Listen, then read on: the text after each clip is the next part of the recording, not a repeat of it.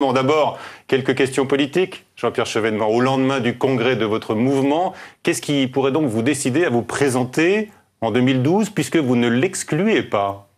Écoutez, la situation aujourd'hui est celle d'une crise gravissime, une crise mondiale, mais qui emporte notre pays.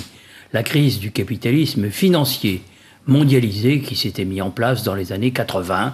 On s'en souvient, Madame Reagan, Madame Thatcher, Monsieur Reagan, et en France, l'acte unique européen. Donc l'actualité vous porte, selon vous, et justifierait une candidature. Et d'autre part, la crise de la monnaie unique, mise en place au traité de Maastricht, avec bien évidemment la révélation de l'erreur fondamentale de conception, qui est qu'on a oublié que l'Europe était faite de nations. Or, ces nations divergent. Et on se rend compte qu'on ne peut pas bâtir l'Europe sans partir de cette brique de base qu'est la nation. Fort de cette actualité, eh bien, je vous pose une question. Vous estimez que vous pouvez y aller? Vous devez y aller. Je vous pose une question. Peut-on faire confiance à ceux qui nous ont fourvoyés pour nous sortir d'affaires? Peut-on vraiment demander à un médecin qui vous a intoxiqué pendant 18 ans, au plomb, mettons, de vous apporter aujourd'hui un remède? Donc vous êtes le seul sauveur. Je n'en vois pas beaucoup. Car à l'horizon, il y a peu de gens qui ont fait preuve d'une vue prémonitoire de ce qui allait arriver, qui ont fait une analyse de la situation que les faits aujourd'hui confirment amplement. Alors Jean-Pierre Chevènement, pour vous amadouer, dit-on, le PS pourrait vous offrir la présidence du Sénat si celui-ci bascule à gauche en septembre 2011. Ce serait une belle perspective. Est-ce que ce serait de nature à vous faire renoncer? Vous voyez bien que ces bruits sont mis en circulation par des gens qui veulent décrédibiliser la possibilité de ma candidature, parce que je n'ai pas dit que j'étais candidat, j'ai dit que je n'excluais rien, que j'étais disponible, mais que je me laisse le temps de voir venir, parce que j'ai comme objectif de faire bouger les lignes, de faire en sorte qu'en France s'ouvre un débat. Par exemple, cet été, au mois d'août, le mois de tous les mauvais coups, on peut avoir une attaque contre l'Espagne.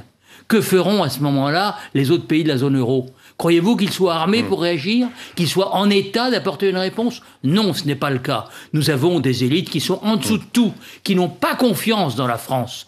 Et notre pays est malade. Il faut bien le dire. Jean-Pierre Chevènement, vos amis du mouvement républicain et citoyen mettent en avant votre probité, notamment. Et comment est-ce que vous jugez aujourd'hui le climat autour d'Éric Woerth? Écoutez, je n'aime pas ce climat tel qu'il se crée. Sans doute, Éric Woerth ne devrait pas cumuler les fonctions de trésorier d'un parti avec les fonctions de ministre. Mais en même temps, je ne veux pas mettre en doute son intégrité personnelle. Vous ne demandez pas ma manière de faire de la politique. Démission non, en raison du soupçon de conflit d'intérêts. Ma manière de faire de la politique consiste à poser des problèmes de fond. Et j'observe que les gens qui ne veulent pas poser les problèmes de fond et qui sont complices dans la mise en œuvre de politiques qui conduisent la France à la situation lamentable où elle est, avec 10% de chômeurs, dont plus de 20% pour les jeunes, ceux-là veulent réduire la politique à des petites affaires, à des petites phrases, à des demandes de démission, etc.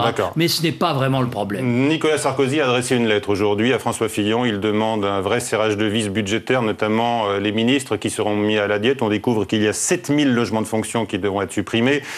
10 000 véhicules, on supprime les chasses présidentielles, les ministres devront payer leurs frais personnels sur leur denier.